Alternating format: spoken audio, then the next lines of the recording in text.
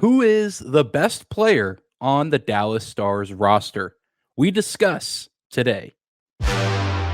Your Locked On Stars, your daily podcast on the Dallas Stars.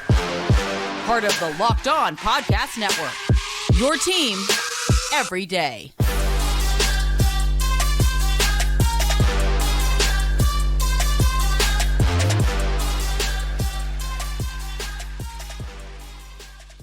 Howdy, Stars fans. Welcome back to the Locked On Stars podcast, the only daily podcast covering the Dallas Stars, part of the Locked On Podcast Network, your team every day. I'm your host, Dane Lewis, your local expert on all things Dallas Stars hockey, coming to you on this Monday, July 24th.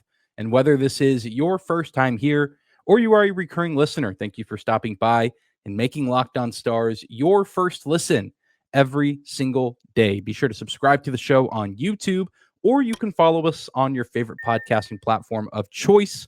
And you can also find us on social media. We're on Instagram, Twitter, or X, whatever. It might be named something different by the time you're hearing this, but the app that is owned by Elon Musk. We are on that app. Just search Locked On Stars, at least on it for now anyway, but that's a different discussion for a different day. And I actually took to social media on Sunday afternoon to ask you, the listener, the viewer, who is the best player on the Dallas Stars roster? Not your favorite player, not the player that you think is the most valuable or, things of that nature, but just the pound for pound best overall player on the team. And I just wanted to present the argument for three players. And I really do think two of them legitimately have a case. And based on a lot of the responses, two of these players, the second and third player we will discuss, I think rightfully belong in the conversation, but as does the first player that we will discuss. And I will be grading each player through four main categories to determine their overall value, thereby dubbing one of them the most valuable player on the team. The categories are quite simple: scoring, skating, defense, and the overall clutch factor that they bring to the table. And the first player that we're discussing, a player that I think is necessary to discuss and at least bring into this conversation, as he was a top 5 Hart Trophy finalist, or at least voted into the top 5 of Hart Trophy finalists this season, is Jason Robertson. Jason Robertson checks plenty of boxes for the Dallas Stars and provides some MVP level value despite being a second round draft pick. Obviously, the days of him being on his ELC are long gone. But even now, even if as he continues to rake in more and more money and will probably be well on his way to earning an even bigger contract when his current one expires, he is providing the Stars an incredible value given the past few seasons that he has had. And starting with the grading system, with the scoring, it's an easy A+ for Jason Robertson. Back-to-back 40-goal seasons. There's not really a ton that this guy can't do in the scoring department. And when I say scoring, I primarily mean goal scoring. You can maybe factor in assists as well, which Jason Robertson did have plenty of in his 109-point campaign in 2022-2023. But really, when you talk about Jason Robertson, you're talking about that goal-scoring ability. Shooting from the wing, shooting from the point, doesn't necessarily matter where he shoots from. Jason Robertson just has a knack for putting the puck past opposing netminders and into the back of the net. And he did so over 80 times over the past 2 regular seasons. Truly spectacular and seemingly effortless for him to score the goal throughout the course of a season. You move down the list and you get to skating. I think for me that comes in at around a B for me. Certainly not the worst skater on the ice in terms of forwards for the Stars, but I think that there's also some room for growth. But I think playing on a line with Roope Hintz will help him develop his game as he looks to continually keep up with Roope and position himself in advantageous spots to put the Stars in a good position to score. I think back to that home opener against the Nashville Predators, and there was that passing play between the top line, just tic-tac-toe, seamless, effortless passing between that group of forwards that ended with a goal for that top line against the Preds, against UC Saros. And I think it's plays like that we're starting to see Jason Robertson develop that skating and position himself really well when the Stars are kind of on a breakaway or at least moving up the ice to score. He's never going to be the fastest skater out there, and that's not necessarily all that comes with skating. It is the positioning and being in the right place at the right time in order to best complement what your teammates are also doing on the ice. So skating comes in at a B, whereas defense for Jason Robertson comes in a little bit lower at a B minus. Again, he isn't a defensive stud. He's not a great defender, but he's also not a huge liability in the defensive zone. And I feel like really a big knock against him would be that he's arguably the worst defender on his line. But even then, he's not a liability. You're not just quaking in your boots every time the Stars are on defense with that line. He's a pretty effective player. I think that he just often is overshadowed by the fact that he has the best defensive forward on the team on his line and a guy in Joe Pavelski who has been a Selke nominee and sometimes finalist at points in his career, even despite getting older. It's a pretty good defensive group, and I think a huge reason why that line is so successful offensively is their defensive ability and their ability to get out of the defensive zone through the neutral zone and into the offensive zone at a pretty effective rate. So it's not to say that Jason Robertson is a bad defender. It's just not what people recognize when they talk about him or his game. And so I it's not a knock, but it's just not the strongest point of his game. And I think it's something that will hopefully continue to improve as he gets more game time, gets more reps, and becomes more defensively aware as his career continues to go on. And the final category for Jason Robertson, clutch. The clutch factor for Robo is kind of weird because if you're going just off his regular season body of work, I think you land somewhere in the A, if not even A plus category. However, I'm trying to factor in the entirety of what he's done with the Dallas Stars through this point of his career. And Jason Robertson was kind of a no-show for the majority of the 2023 playoffs through the first two rounds in particular. So in all fairness, I'll go ahead and give him a B minus in the clutch ranking because obviously in the regular season, he scores plenty of goals, a lot of late game-winning goals. He had that breakaway goal against the St. Louis Blues early on in the season. 2 seasons ago, that insane overtime game winner hat trick after an almost 2-minute shift, or maybe it was over 2 minutes, where he collapsed on the ice afterward. I mean, just so many clutch regular season Robo moments. And we started to finally see a little bit more of that in that VGK Western Conference Final Series. So I'll give him the benefit of the doubt in that I hope the 2023 playoffs were an outlier. And I think that he is a clutch player. He just happened to go into a slump at the worst possible time while his team was in the postseason. But the bottom line is Jason Robertson is very good at hockey. I think he belongs in this conversation as arguably the best player on the team, as the Stars are not the Stars without him on a nightly basis. But I cannot in good conscience dub him the team's best player. And it's not necessarily because of a lack of talent on his end, but because I think the other two players we're going to discuss bring a better overall value to the team. I think Jason Robertson can be replicated across the league. I think maybe these other players that we'll talk about too.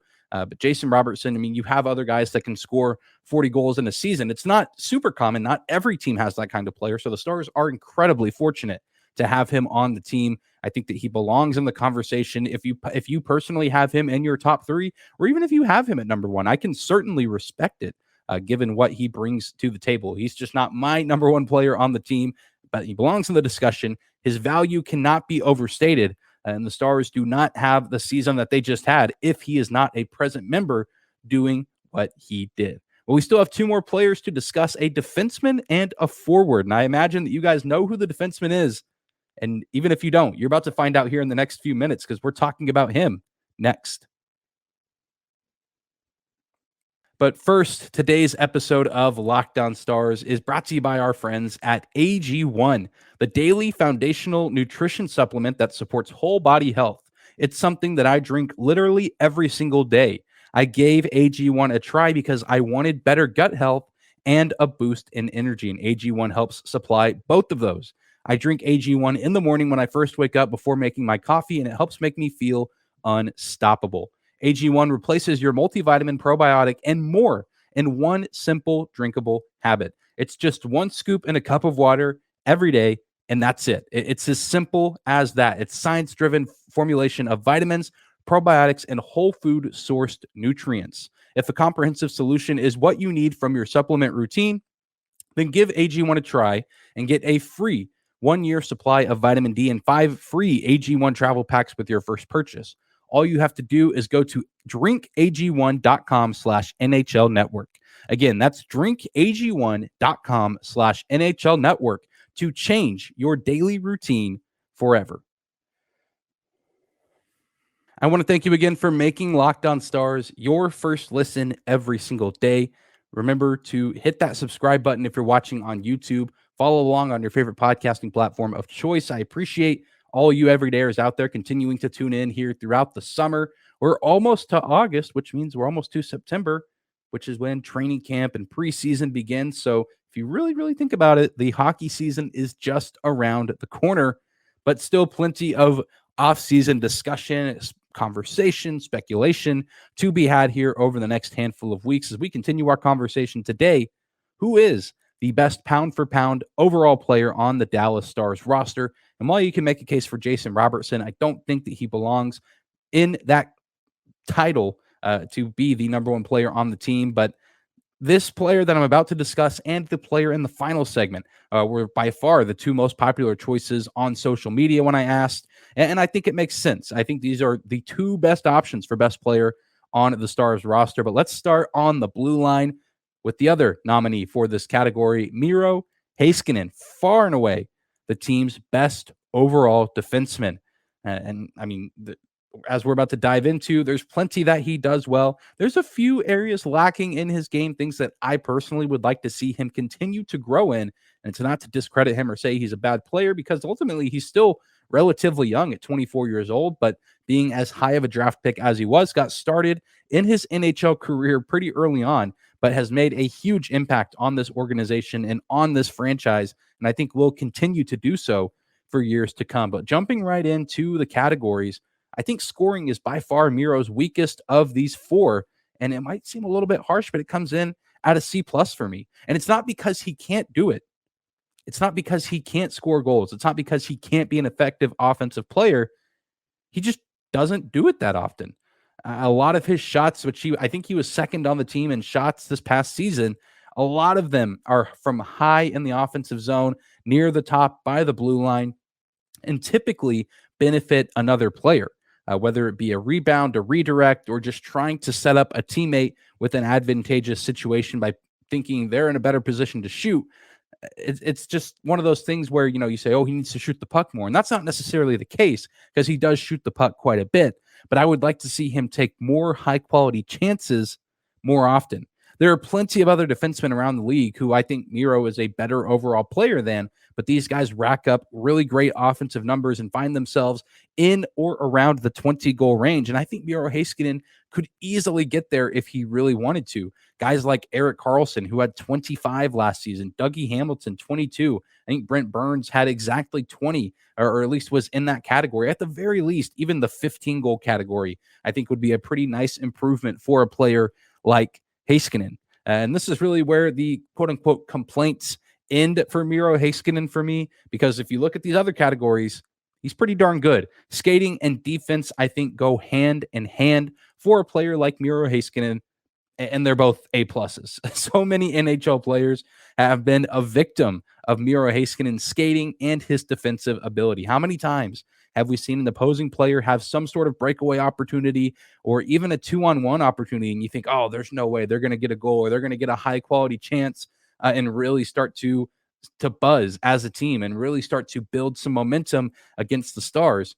But then Miro Heiskanen comes seemingly out of nowhere and just chases a player down and uses his stick to disrupt the play, or is able to somehow magically disrupt a 2-on-1 where the opposing team doesn't even get a shot off because of his stick work or blocking the puck.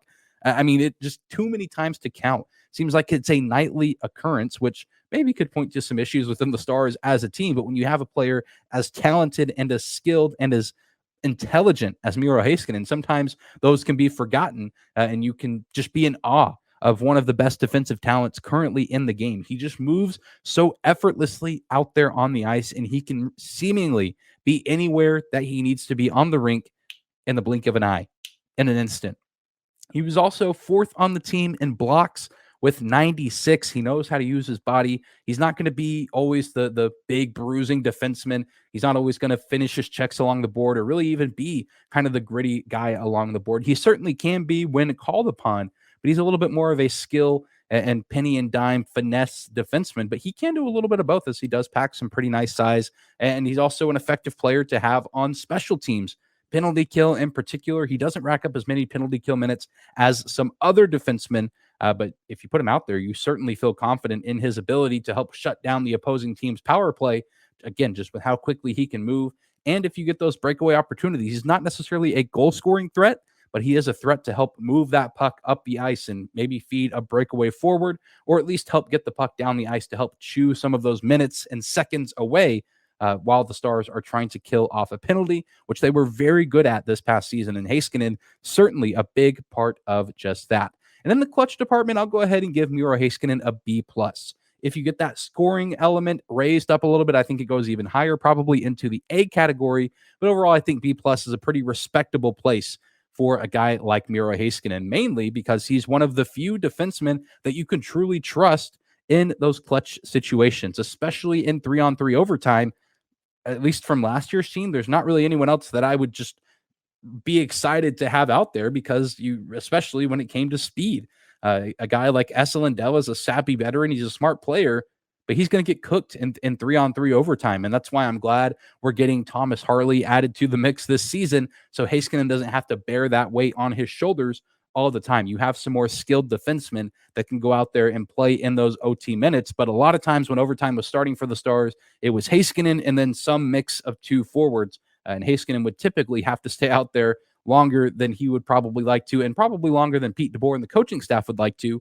But he was pretty limited on his options for defensemen.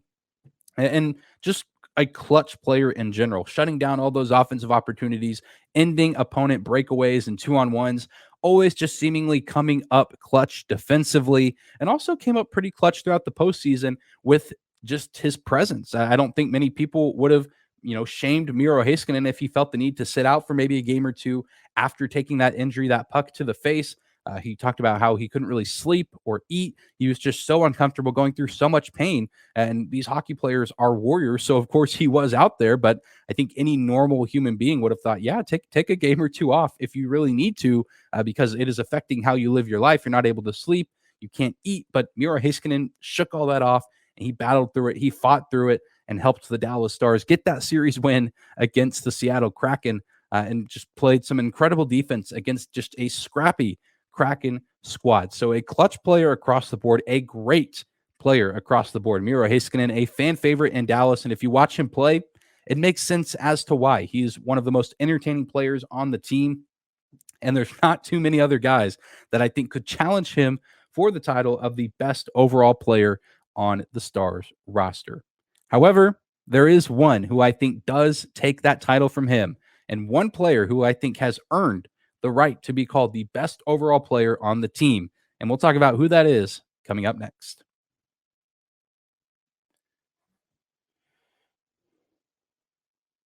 Third and final segment of today's episode of Locked On Stars, discussing the best overall pound-for-pound player on the Stars roster. It's not Jason Robertson. It's not Miro Heiskanen. I think they belong in the discussion. And if you think that they're the best player, that's awesome. You are entitled to your opinion, and I don't think you're wrong. I think that those are both valid arguments, and if that's what you believe, more power to you. I mean, that's the beauty of sports, is people see things a little bit differently, and people do have different opinions, and that's totally okay. And if those are your answers, or if your answer is somebody else, if there's at least a good argument for it, I can accept it. And I think I can certainly accept both Hintz and Robertson, or Heiskanen and Robertson. A little bit of a spoiler, although it's probably not too much of a spoiler. You guys know who I'm picking as my best overall player on the Stars roster. It's Roope Hintz. That there isn't a game situation that the Stars find themselves in that he cannot play in. 5-on-5, 5-on-4, whether it's power play or penalty kill, 3-on-3, overtime, 5-on-5 overtime, shootouts. I mean, there is not a situation that you can't put 24 out there and you don't feel confident that he can change the game with his presence. This is a pretty easy player to grade, scoring an A+ for Roope Hintz. Back-to-back 37-goal seasons, could easily have been a 40-goal scorer especially this past season, if he stays healthy. He has an electric shot. He can score from in close. He can score from far away. A weapon on the power play, weapon on the penalty kill. He is just a dangerous, dangerous player. Anytime number 24 comes over the boards, you know that opposing teams, especially the defense, are trying to do everything they can to stop him. And they're often unsuccessful. An incredible offensive threat, one of the most underrated offensive threats in the league.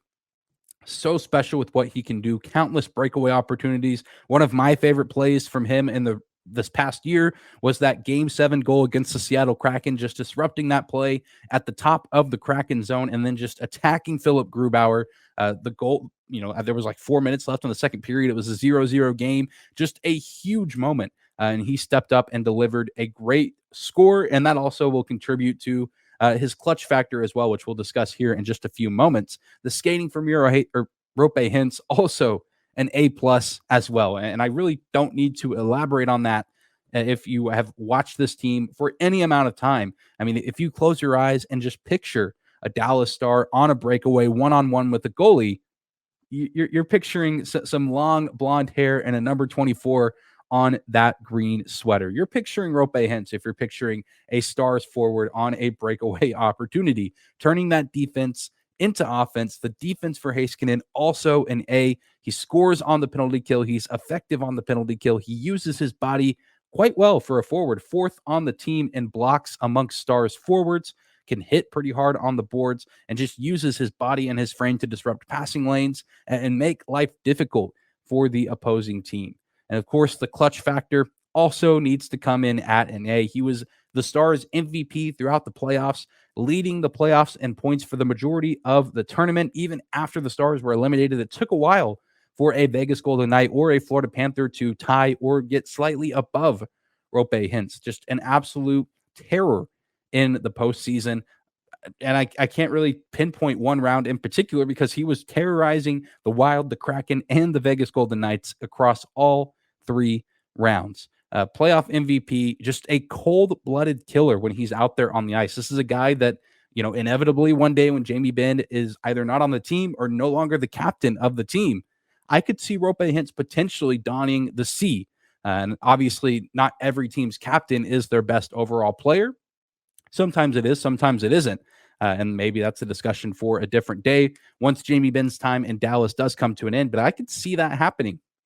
Roope Hintz potentially being the Stars captain, as I do think that that's something that they do value. There were times where Jamie Benn was the Stars' best player, and now he's not, but still a valuable captain overall. I don't see him being stripped of his captaincy, at least while he's still a member of the team. But I think Hintz could wear that hat if necessary. And that's just my thoughts on these 3 players. Let me know on YouTube if you're watching down in the comment section who you think is the Stars' best overall player. Is it one of these 3 players?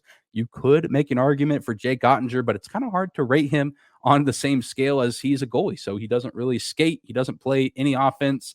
I guess if you want to talk about defense and clutch factor, you could factor that in as well. Or is there somebody else that I missed? I will go ahead and say, I think in a few years, it wouldn't shock me if Wyatt Johnston joins this list of players as well. I think that he does a lot of the same things really well as Roope Hintz, minus the size, and with a few more years of development and getting comfortable in his game. I think Wyatt Johnston could join this list of guys that you have to have in the discussion of the Stars' best overall player. But that is going to wrap up today's episode of Locked On Stars. Thank you so much again for tuning in and making us your first listen of the day.